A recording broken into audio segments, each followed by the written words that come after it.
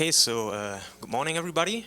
So I'm happy to announce the first session, and I'm also very happy to see that a good amount of people made it through traffic.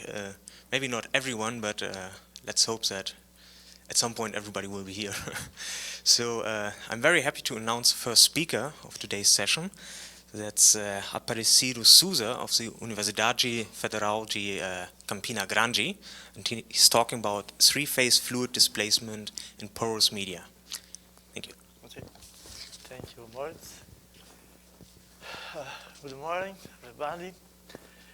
So I will talk about three-phase fluid displacement in a porous media. It's a joint work with Patricio Andrade, Arthur Azevedo, Frederico Furtado, Dan Marchesin, and so on. The main assumptions of the model, yesterday Pablo told us about this. It's a one-dimensional horizontal flow through a cylinder rocker. Three-phase flow, water, gas, and oil, incompressibility, immiscibility of the phases, no capillary pressure, so no mass transfer among the phases, and we are using the quadratic coordinate model for the permeabilities, and also Darcy's law to obtain the equations. So the system is a conservation law systems where the flux functions are given by this. This means the quadratic coordinate model, deeds mobility, and since we have SG plus SW as SO equal 1, we can neglect one of the equation, and so we have only two equations. And we are working with this assumption that μO is bigger than μW plus μG. It means that we are on case 2 of Schaefer-Shearer classification. And the Riemann problem we are interested, okay, it's a system of conservation law.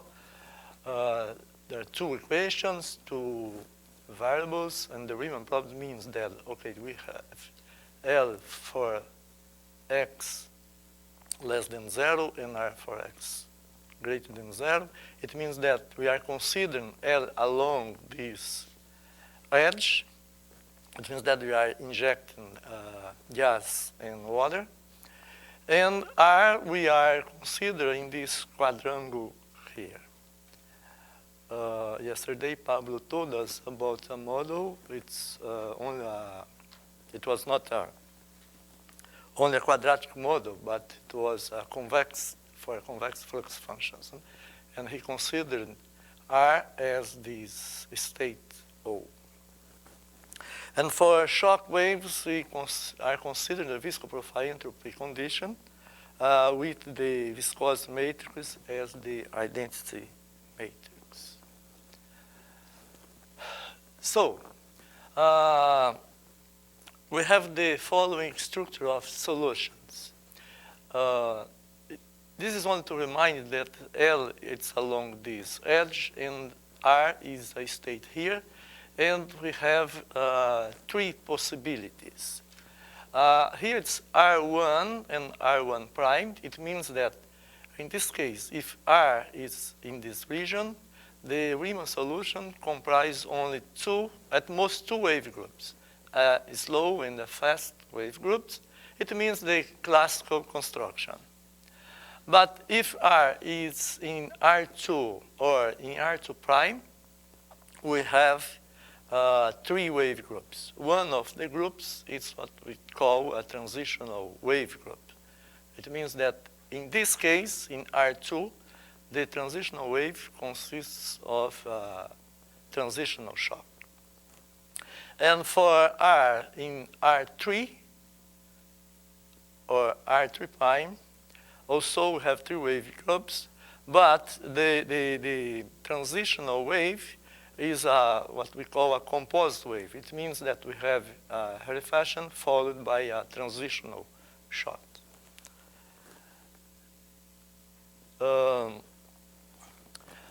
how the regions depends on the viscosity parameters. And we have these two ratios, and there are two critical values for each one. And they are such that if RW, this ratio, is bigger than R2, this critical value, we have only region R1. There is no region R2 or R3. And if RW is in between R3 and R2, we have R1 and also R2. It means that we have a classical construction here and also a construction with a transitional shot here. And if RW is less than R3, the three regions are present. Here I consider only RW, and we're talking about R1, R2, and R3, this side of the quadrangle. But the same we have for this one. It's only to change RW to RG, and we have the same classification here. So, as we know, the Riemann solution consists of rarefashion waves and shock waves. And the rarefashion waves lies along the integral curves. And here we have the slow family of integral curves, and here's the fast one. And what we have is, okay, the slow characteristic speed is positive, except on the edges, and the fast characteristics are positive except on the vertex of the triangle. U is the umbilical point. So, as we are considering R in this quadrant, this region here, so it's easy to see that it's not possible to attain a state R here from L here only using a rarefashion wave. Because here, the rarefashion wave have two stops here in the inflection locus, and here the fast rarefashion waves is the opposite direction. And also, there is no rarefashion curves from states here to there. So we have to consider the shock waves and begin with the Hugoniot curve for a state R here. So I will consider R in the R2 region, analyze this case, and at the end I will comment what happens if I move R from here to here or from here to here. And we have some points that we call the Bethe-Wendorf points, where there are the coincidence about the shock speed, with the shock speed and the characteristic speeds. The states are A1, A2, and A3. We have to pay attention on this region. These state X also have a fundamental hole in the solution. It's also Bethe-Wendorf point. And A1R and A3, A1R is this segment here. A2, A3 is the segment here. Corresponds to that. Okay, if I get a left state here and the right state here, we have a fast family lax shock wave from here to that or from here to that. Also, it's interesting to analyze the states that satisfy the triple shock rule. Is that states that I'm calling Z1, Z2, Z3, and Z4. Z1, Z2, and Z3 are along this line, EW, and Z4 is the state here. And we have all shock speeds coincides. The shocks from Z4 to R, Z2 to R, Z3 to R, Z1 to R, all are the same. So, once analyzed the lax shocks, but we have to analyze if they have, if they satisfy the entropy condition. And the entropy condition we are using, as I told, is the visco profile entropy condition with the identity matrix. So what we have to do is to analyze the phase portrait of this system. And in the linearization, what we have is that, okay, if we have a slow lax shocks, so it means that the left state is a repel and the right state is a saddle. Fast lax shocks, the left state is a saddle and the right state is an attractor. And the transitional shock, it's left state is a saddle and the right state also is a saddle. So it means that we have to analyze if there is an orbit of this system connecting or connecting the state, the left state M to the right state M. If this happens, so the shock wave has a visco profile. So here in this picture, what I did is that to analyze the shock speed, it's a shock speed diagram along the branch O1RG1 is this branch here, and along this branch W1 to B1. And I will start to analyze states, left states M in this section here between A2 and Z2. It means that I am considered M in this segment here. And the ODE system has the singular points, the equilibrium M2, M, so the state M1 and R. And we get that, okay, there is an orbit from the ODE system, from M to R, connecting the saddle M to the attractor R. This means that this fast lax shock segment is admissible for the visco profile entropy condition too. But if we move M to be this state Z, it means that we are getting this state here. What happens is that the orbit from Z now lies along this line, and we have the connection from Z2 to Z1, and another connection from Z1 to R. It means that the discontinuity from Z2 to R is not admissible, but if we consider a transitional shock from Z2 to Z1, it's admissible, and the fast shock from Z1 to R also is admissible. And if we remember, they have the same speed. This is the meaning of these diagrams.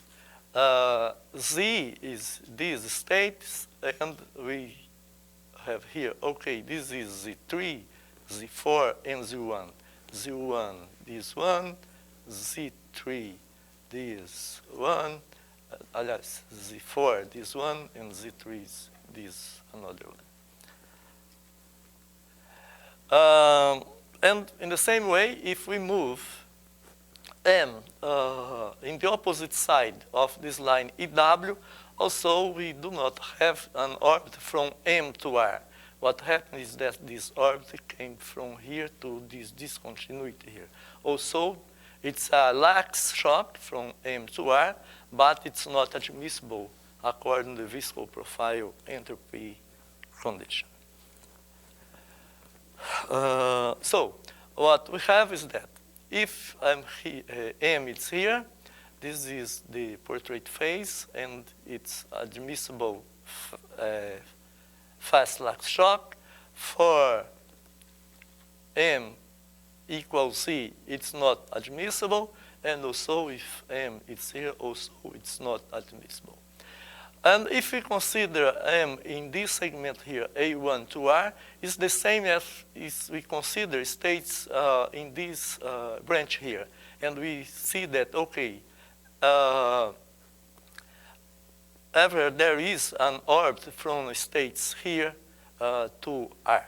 So this lax fast shock, this fast lax shock segment also is admissible. It means R to A1 and so R to Z2. And with this in mind, we can consider the backward fast wave curve from the state R. It consists of this segment of admissible fast shocks, also the segment of the fast locks that have visco profile, and the segment of rarefaction waves, or this another one. It means that if M is here, we have only one wave group as the solution, or here is the same thing. And in blue, we have what we call the extension slow family of the fast wave curve. It means that states along the slow extension satisfies this equality. The shock speed from a state C to a state M here is the coincides with the characteristic, slow characteristic value along this curve. The property this state T1 corresponds to is the extension of Z1, and also Z5 is the extension of Z1. Z2 is T2 is the extension of Z2. And what happens in this segment here? And really, there is a connection here, but the shocks from states here to the corresponding states here are not admissible. States here corresponds to states on the other side, the opposite side of the line EW. So the Riemann solution in this case consists exactly of a slow wave from L to M, followed by a fast wave from M to R. Or in the backward sense, it means that we have a fast wave from R to M, followed by a slow wave or a slow shock, a slow wave group from M to L. And if L is in this segment here, in between L1 and L2, with this construction, it's not possible to have the Riemann solution. And what we need, it's a third wave. This third wave is exactly a transitional shock. If we remind there, if I consider Z1 and the Riemann curve for Z1, we have a transitional shock segment here from Z2. I don't think I put it from Z5 to Z6, that it's not here, but it's a segment between this state and this, it's here, Z1 to Z5. It means that shock from M here, or I am calling K here, to Z1 is a visco profile admissible shock.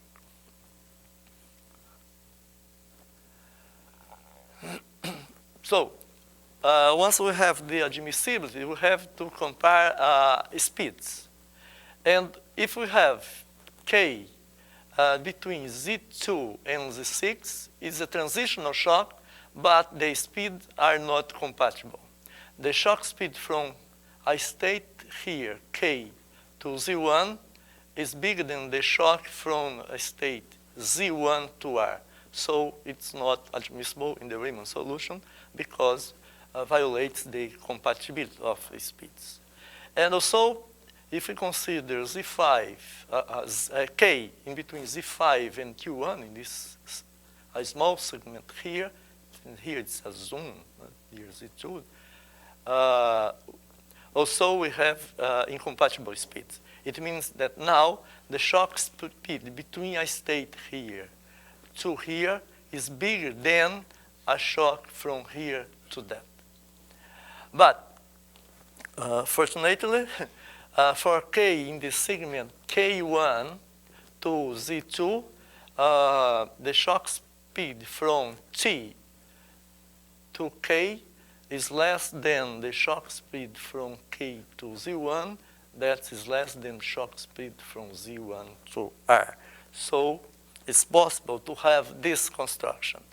If L is here, the solution consists of a fast wave from R to Z1, followed by a transitional shock to Z1 to K, that is followed by a slow wave up from K to L. So the solution is complete for ever L along the segment GW.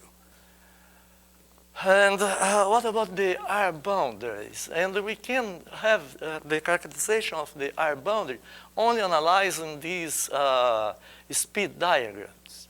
If R is in R2, it means that this state C2 is above this line through the state X. This means that, okay, this is a triple shock rule between state X, X4, X3, X2, and X1. And here also, it's a triple shock. But if R is here in R2, this line is above this. If we are in the boundary between R2 and R1, this boundary, the characterization is that, okay, this line coincides exactly with this line. Every shock speeds coincide. It means that Z2 coincides with X4. It means that, okay, Z2 is, or X4 coincides because Z2, every R is along this line AW. If we move to R1, Z2 is moved to the segment X4 to A3. X4 to A3 is the opposite side of this line EW. It means that this line was moved to below this line here. And the boundary between R2 and R3, okay, we have to call that if R is in R1, we have no transitional waves. Because the transitional waves, we need these shocks between Z1 and R. But if they are in this position, they are not, they not satisfy the compatibility of the speeds. The boundary between R2 and R3 means that, okay, Z2 is moved to A2. And we have this coincidence here. And it means that all states Z2, A2, and R3 coincide. And this branch, this detached branch of the Hugoniot curve, is tangent to this line AW at the state Z2 or A2 or A3. So this line coincides with this one. And if R is on R3, it means that, okay, this line is above this one. And this branch is below the line EW. And what means that we have no more the fast lax shocks, admissible shock segment here. And we have to use what we call a composition wave. If L in some place here, we have to jump. We have to go from here to a state along this line and followed by a fast rarefaction wave until A2 and jump to A2 to Z1 by a transitional shot and through Z1 to R as the fast lax shock. So I think that's all I'd like to present. Thank you.